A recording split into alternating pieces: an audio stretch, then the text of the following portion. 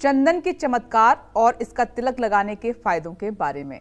पंडित जी, अमूमन आप कहते हैं कि चंदन का तिलक बहुत लाभकारी है। एक बार फिर से आपसे जानना चाहेंगे इसके चमत्कार। चंदनम वंदते नित्यम पवित्रम पापनाशनम आपदम हरते नित्यम लक्ष्मीर्वसतु सर्वदा। चंदन का महत्व तो अपने आप सनातन धर्म में बहुत ज़्यादा है जी। और चंदन हर समय भ्रिकुटी पर ही लगाया जाता है। कई लोग यहाँ कंठ पर भी लगा लेते हैं। नहीं, ये वैष्णव संप्रदाय के लोग हैं। जो लोग यहाँ लगाते हैं या हाथों पर त्रिशूल बनाते हैं या मतलब कि यहाँ हाथों पर बनाते हैं, 12 स्थानों पर जो लोग तिलक लगाते हैं वो वैष्णव संप्रदाय से दीक्षित लोग होते हैं जी। वो वैष्णव होते हैं।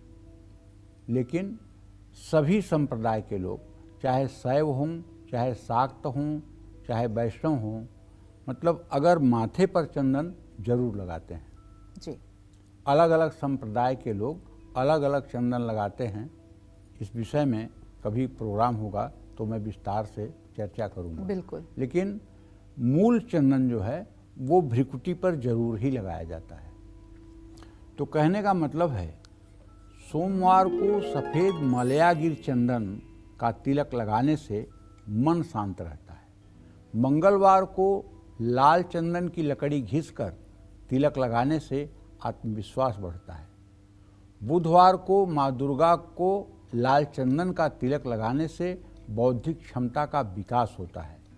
गुरुवार को मलयागिर चंदन में केसर मिलाकर तिलक लगाने से सोच सकारात्मक होती है, आर्थिक परेशानियां दूर होती हैं। और शुक्रवार को लाल चंदन का तिलक लगाने से तनाव दूर होता है, भौतिक सुख सुविधाओं की प्राप्ति होती है। शनिवार को लाल चंदन का तिलक लगाने से अचानक कोई बड़ा संकट नहीं आता है। और रविवार को भी लाल चंदन का तिलक लगाने से मान सम्मान बढ़ता है।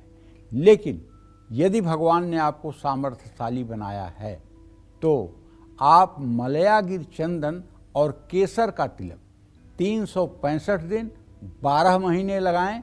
इससे आपके जीवन में मंगल ही मंगल होगा, इसमें कोई संदेह नहीं है।